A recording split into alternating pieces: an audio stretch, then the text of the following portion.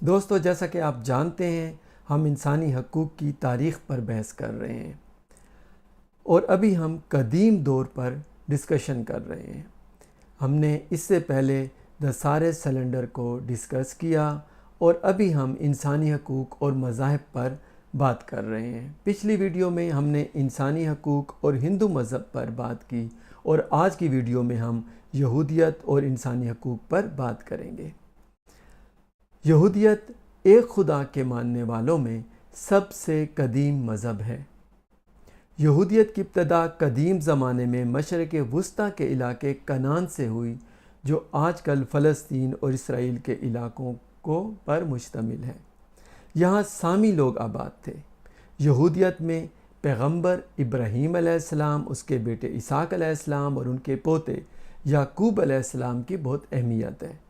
یعقوب علیہ السلام کو اسرائیل بھی کہا جاتا ہے اور اسی نسبت سے یہودیوں کو بنی اسرائیل کہا جاتا ہے۔ یہودی روایات کے مطابق ابراہیم علیہ السلام نے خدا کے ساتھ ایک عہد باندھا اور اس عہد کے مطابق یہودیوں کو زمین کے وعدے کیے گئے متعدد اولادیں اور دنیا میں ایک منفرد کردار شامل تھا۔ اگر ہم ٹائم لائن کو دیکھیں تو 1812 قبل مسیح میں ابراہیم علیہ السلام کا دور شروع ہوتا ہے۔ اس کے بعد اسحاق علیہ السلام اور ان کے بیٹے یعقوب علیہ السلام کا دور شروع ہوتا ہے۔ 1544 قبل مسیح میں یعقوب علیہ السلام کے بیٹے یوسف علیہ السلام کو مصریوں کے ہاتھوں بیچ دیا جاتا ہے اور وہ مصر میں غلام بن جاتے ہیں، لیکن بہت جلد ہی وہ وہاں پر حکومت میں ایک اعلی عہدے پر فائز ہو جاتے ہیں۔ 1522 قبل مسیح میں یوسف علیہ السلام اپنے خاندان کے لوگوں کو بھی مصر میں بلا لیتے ہیں، لیکن بعد میں 1428 میں بنی اسرائیل مصر میں غلام بن جاتے ہیں۔ 1392 قبل مسیح میں موسیٰ علیہ السلام کا دور شروع ہوتا ہے اور 1312 قبل مسیح میں حضرت موسیٰ علیہ السلام نے اپنی قوم بنی اسرائیل کو فرعون سے نجات دلائی اور وہ مصر سے چلے گئے۔ 1312 قبل مسیح میں ہی حضرت موسیٰ علیہ السلام پر تورات نازل ہوئی اور 1272 قبل مسیح میں بنی اسرائیل کو ایک علیحدہ ملک مل گیا، جس کا وعدہ ان کے مطابق اللہ تعالیٰ نے ان سے کیا تھا۔ اس کے بعد اس قوم پر بہت سارے نبی آئے، لیکن یہودیوں کی مقدس کتابوں میں صرف 55 پیغمبر کا ذکر ملتا ہے۔ ان میں 48 پیغمبر مرد ہیں اور 7 پیغمبر خواتین ہیں۔ یہودیوں کی مقدس کتاب میں تورات ہے، جس کے 5 کتابیں ہیں، اور اس طرح نویم ہے جس میں بھی متعدد کتابیں ہیں، اور کیٹویم ہے جس میں بھی بہت ساری کتابیں ہیں، اور ان تینوں کو تناخ کہا جاتا ہے یا اولڈ ٹیسٹیمن بھی کہا جاتا ہے۔ اس کے علاوہ تلمود، مدراش اور بھی بہت ساری مقدس کتابیں یہودی مذہب میں شامل ہیں۔ یہودی مذہب پر ایک مختصر سے جائزے کے بعد آئیے ہم یہودیت اور انسانی حقوق پر بحث کرتے ہیں۔ یہودی تعلیمات کا مرکزی عقیدہ ہے کہ تمام انسان خدا کی شبیہ پر بنائے گئے ہیں، اس لیے تمام انسان عزت و وقار کے مالک ہیں۔ یہ عقیدہ انسانی حقوق کے بارے میں بہت سے یہودی نقطہ نظر کی بنیاد بناتا ہے۔ جینیسس، جو کہ تورات کی پہلی کتاب ہے، اس میں درج ہے کہ جس دن خدا نے انسانوں کو پیدا کیا، خدا نے انہیں خدائی شبیہ میں پیدا کیا۔ اور انسانی حقوق کا عالمی منشور کا آرٹیکل 1 ہمیں یہ بتاتا ہے کہ تمام انسان آزاد اور حقوق و عزت کے اعتبار سے برابر پیدا ہوئے ہیں۔ انہیں ایک دوسرے کے ساتھ بھائی چارے کا سلوک کرنا چاہیے۔ یہودیوں کی مقدس کتابوں میں درج ہے کہ شروع میں خدا نے صرف ایک انسان کو پیدا کیا تھا، تاکہ کوئی انسان دوسرے انسان سے یہ نہ کہے کہ میرا باپ دادا آپ کے اجداد سے بڑا تھا۔ خدا عظمت والا ہے کیونکہ خدا نے ہر انسان پر آدم کی مہر لگائی، لیکن ان میں سے وہ ایک دوسرے کی طرح نہیں ہے۔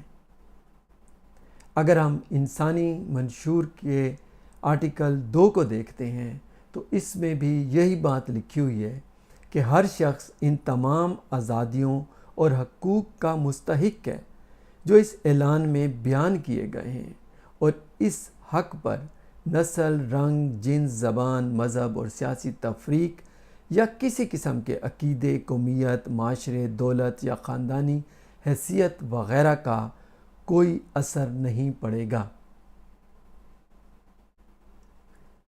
یہودیوں کی مقدس کتاب کے مطابق جس نے کسی انسانی زندگی کو تباہ کیا تو کلام پاک کے مطابق گویا اس نے تمام انسانوں کو تباہ کر دیا، اور جس نے ایک جان کو قتل سے بچا کر زندہ رکھا اس نے گویا تمام انسانوں کو زندہ رکھا۔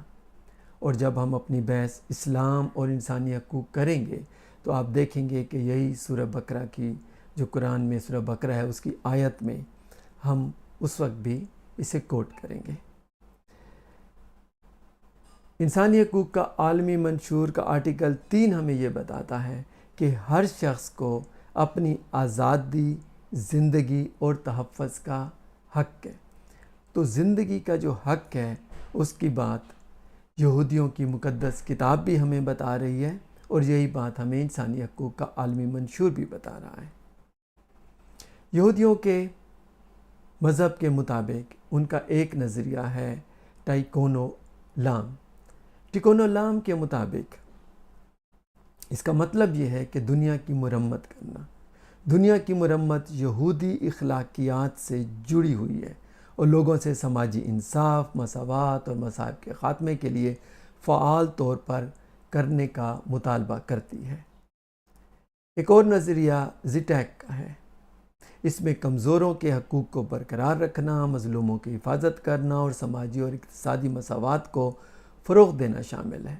یہودی قانون جسے ہلاخا کہا جاتا ہے دوسروں کے ساتھ انصاف کے سلوک کو یقینی بنانے کے بارے میں رہنما خطوط فراہم کرتا ہے اور مناسب عمل، غیر جانبداری اور جواب دہی جیسے اصولوں کو فروغ دیتا ہے۔ یہودیوں کی مقدس کتاب تورات کے مطابق انصاف کی پیروی کرو۔ بار بار انصاف کا ذکر آیا ہے، اور یہی بات ہمیں انسانی حقوق کا عالمی منشور بھی بتاتا ہے۔ یہودیوں کا ایک اور نظریہ جیملی چیسڈیم ہے۔ یہودیت ضرورت مندوں کے لیے ہمدردی اور مہربانوں کے کاموں کی حوصلہ افزائی کرتا ہے، جسے جیملی چیسڈیم کہا جاتا ہے۔ اس میں غریبوں کی دیکھ بھال، بیماروں کی دیکھ بھال، اجنبی کا استقبال اور پسماندہ لوگوں کے حقوق کی وکالت شامل ہے۔ ہمدردی اور سماجی ذمہ داری کے ان اقدامات کو یہودی اقدار کے لازمی اظہار کے طور پر دیکھا جاتا ہے اور انسانی حقوق کو برقرار رکھنے کے لیے بنیادی سمجھا جاتا ہے۔ یہ تھا آج کی ویڈیو تھی جس میں ہم نے انسانی حقوق اور یہودیت پر بحث کی۔ ہم اپنی اگلی ویڈیو میں چائنا کا رخ کریں گے اور کنفیوشیس اور انسانی حقوق پر بحث کریں گے۔